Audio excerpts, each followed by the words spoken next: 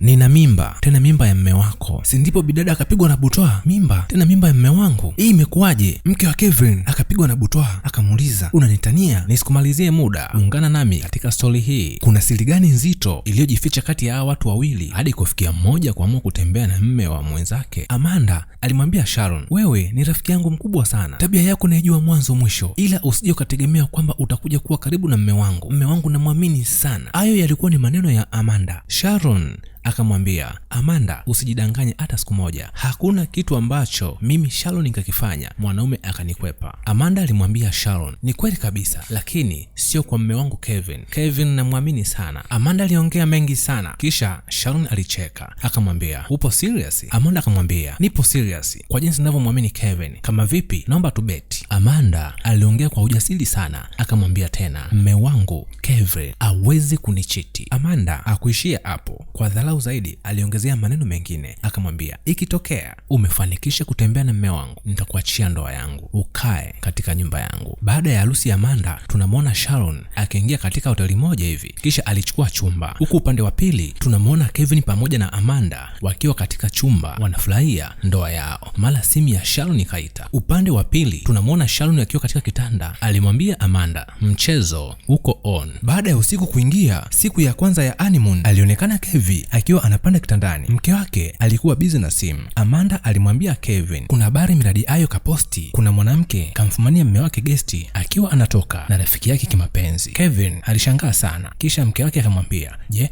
wewe unaweza kufanya upumbavu huu? Kevin akamwambia, sitoweza, ila mke wangu, naomba tuachane na hayo. Kama unavyojua mke wangu, leo ndo nafungua zawadi yangu rasmi, kwa hiyo nahitaji muda mwingi sana wa kuwa na wewe. Kama unavyoelewa, nina upwilu wa mwaka mzima, umenikaba tumbo mke wangu, kwa hiyo naomba tuzingatie hili, tusipoteze wakati. Cha kushangaza, Amanda aliamua kumbania mme wake na kumwambia ajisikii vizuri kwani tumbo linamuuma. Mme wake bila mashaka aliamua kumtakia usiku mwema, kisha Kevin alilala. Baada ya asubuhi yake kupambazuka, tunamwona Sharon akiwa anamtazama Kevin kwa kumtamani. Kama unavyomtazama Sharon, ni mdada mmoja hivi amepanda hewani. Wakati huo Sharon akiwa anajongea kwenye swimming, huku jicho la nyodo likimwangalia mzee baba Kevin, ni vipi amwingie, ni vipi amsemeshe, ni vipi amtongoze. Si ndipo ghafla akaamua kupita mbele ya Kevin, mara akajiangusha kwenye mikono ya mshikaji. Si ndipo Kevin akamshika kiuno huku anamnyanyua taratibu. Bidada alimwangalia Kevin usoni, kisha akamwambia, naomba nipeleke chumbani, kwa hii hali siwezi kwenda. Taratibu alijikongoja huku mkono kiunoni, macho akimwangalia Kevin kwa mahaba kama yote. Si alianza kumpenda bwana. Bila kupoteza wakati, bidada akamwambia Kevin, naomba nipeleke hadi chumbani. Mara Kevin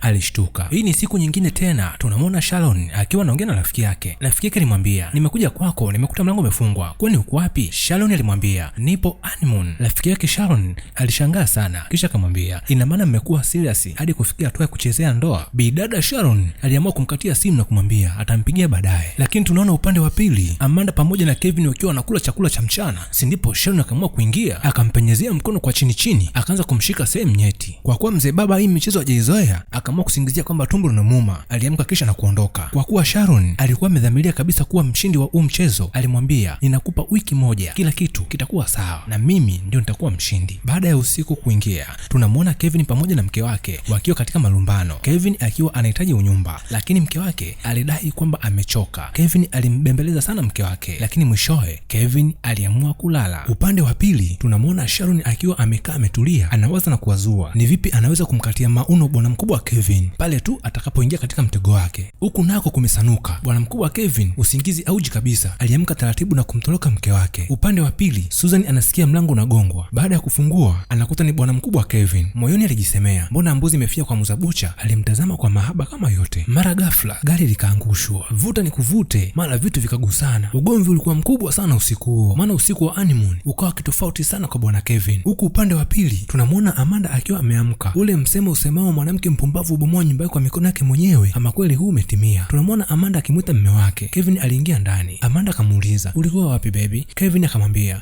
nilikuwa nimewahi asubuhi sana kupasha viungo vya mwili. Wakati huo Amanda akiwa anamwangalia mume wake kwa jicho la mahaba, alimwambia, siku nyingine ukiamka wewe unaniamsha basi. Kisha Kevin aliingia bafuni na kuoga. Hatimaye siku ya siku mapenzi yalinoga kati ya Kevin pamoja na Susan. Huu ndio ule msemo usemao mtoto kautaka. Si ndipo Amanda akampigia Susan simu kwa sababu Kevin ana siku kama ya 3 haonekani nyumbani. Kwa sababu Susan penzi lishamkolea, akaamua kumkatia simu. Amanda alibaki na maswali mengi sana. Kwa nini Susan asimkatie simu. Alibaki anajiuliza maswali, huku pia nyumbani kwa Susan anamshukuru bwana mkubwa wa Kevin kwa chakula kitamu alichokiandaa. Kevin alizidi kujazwa na maneno mengi matamu kutoka kwa Susan. Susan alimwambia Kevin, natamani ungekuwa wangu siku zote katika maisha yangu, natamani wewe ndio ungekuwa baba wa watoto. Kevin alibaki na kujiuliza maswali sana, kwani tangu ameoa hajawahi kusikia maneno matamu kutoka kwa Amanda. Kevin pamoja na Susan wakiwa wamekaa huku wanakula stori za hapa na pale za kimapenzi, alisikia mlango ukigongwa. Kabla hajafungua alimwambia Kevin akimbie chumbani. Baada ya kufungua mlango, ndipo anaingia mke wa Kevin pamoja na rafiki yao. Baada ya kumaliza mazungumzo, Amanda akiwa kwenye gari alijawa na wasiwasi sana, kisha alimpigia mume wake simu. Ndipo Kevin akaamua kumdanganya mke wake baada ya maswali mengi sana kuulizwa na mke wake kwamba yupo kazini. Kwa kuwa mapenzi yalinoga siku hiyo, Kevin hakurudi nyumbani. Baada ya asubuhi kupambazuka, Kevin kwa haraka alimwaga Susan na kuondoka. Baada ya Kevin kufika nyumbani, Amanda alimpokea mume wake kwa maswali mazito. Usiku wa leo ulikuwa wapi? Kutokana na ubizi wa kazi, nilikuwa ofisini. Hilo ndilo lilikuwa jibu la Kevin. Baada ya Amanda kupokea begi la mume wake, ndipo akakutana na kizazaa. Badala yake kukuta kompyuta mpakato, anakutana na bikini mpakato. Baadaye mara mume wake akatoka bafuni kuoga. Ndipo Amanda akamuuliza mume wake, hii ndio kazi uliyokuwa unaifanya usiku mzima wa jana? Kevin akamuuliza, ina maana umeikuta katika begi langu? Ndipo Amanda akamkanaye, ina maana umeanza kunichiti mimi? Kevin hakuongea maneno mengi, alichukua bikini kisha alirudi kwa Susan. Baada ya Susan kuulizwa, Susan alijitetea sana, akamwambia ni mistake ilijitokeza, nisamehe sana mpenzi wangu. Baada ya Kevin kurudi nyumbani, anamkuta bidada akiwa anakokota begi lake ili kuondoka. Kevin alishangaa kuona begi, akamuuliza, wapi unaelekea mke wangu? Amanda alimwangalia Kevin kisha alimwambia, naomba uniache, usinizuie kuondoka, we mpumbavu sana wewe, unanichiti mimi. Amanda alimwacha Kevin ndani kisha na kuondoka zake. Upande wa pili tunamwona Kevin akulizika, akaamua kurudi nyumbani kwa Susan. Kevin alimlalamikia sana Susan kwa kitendo ulichokifanya, umefanya paka mke wangu ameondoka. Bidada Susan ikabidi amfungukie Kevin, naomba kabisa usinilaumu mimi, mlaumu mkeo aliyetaka tobeti. Isitoshe mimi nilikubali kwa sababu nilikuwa nakupenda, kwa kuwa imeshatokea hivyo mimi naomba tuishi pamoja kama mke na mme. Kevin alimwangalia sana Susan kisha alikataa, akamwambia, mimi mke wangu nampenda sana, kivipi nimwache mke wangu? Mapenzi yetu hayajaanza leo wala jana. Baada ya Kevin kumaliza kuongea, Susan alimbembeleza sana Kevin na kumwambia, nakupenda sana, nahitaji kuishi na wewe, tambua nina mimba yako. Baada ya maneno matamu na kupetiwa kwa hapa na pale, Kevin alijikuta amelala kwa Susan.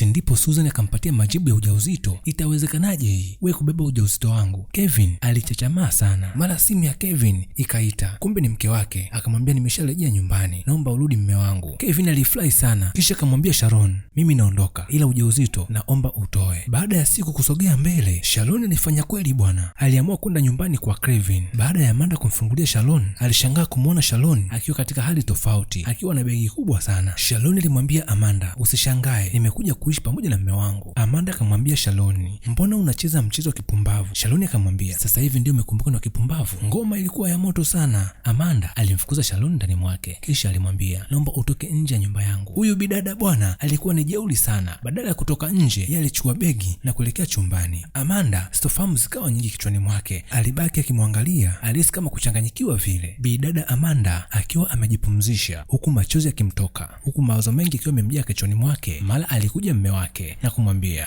naomba unisamehe, nahitaji kuongea na wewe. Amanda alimwambia mume wake, nilikuamini 100%. Leo umekuja kuniaibisha, umekuja kutembea na rafiki yangu, tena mbaya zaidi umempatia ujauzito. Kevin alimwambia Amanda, naomba unisikilize mimi, kila kitu kitakaa sawa. Amanda alizidi kufoka sana, kisha alikusanya mizigo yake na kuondoka.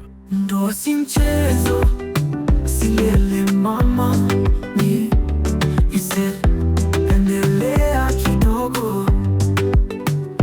Ndoa si mchezo, silele mama, ni safari ya baada ya misukosuko ya hapa na pale, Kevin pamoja na Susan, baada ya kutokuelewana kwa muda mrefu ndani ya nyumba, ndipo Kevin akaamua kumfuata mke wake na kumwomba msamaha. Usicheze ndoa, ni agano takatifu, upendo wa kweli si wa mzaha.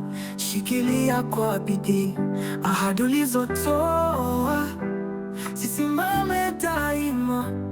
Usicheze ndoa, usipepe na upepo.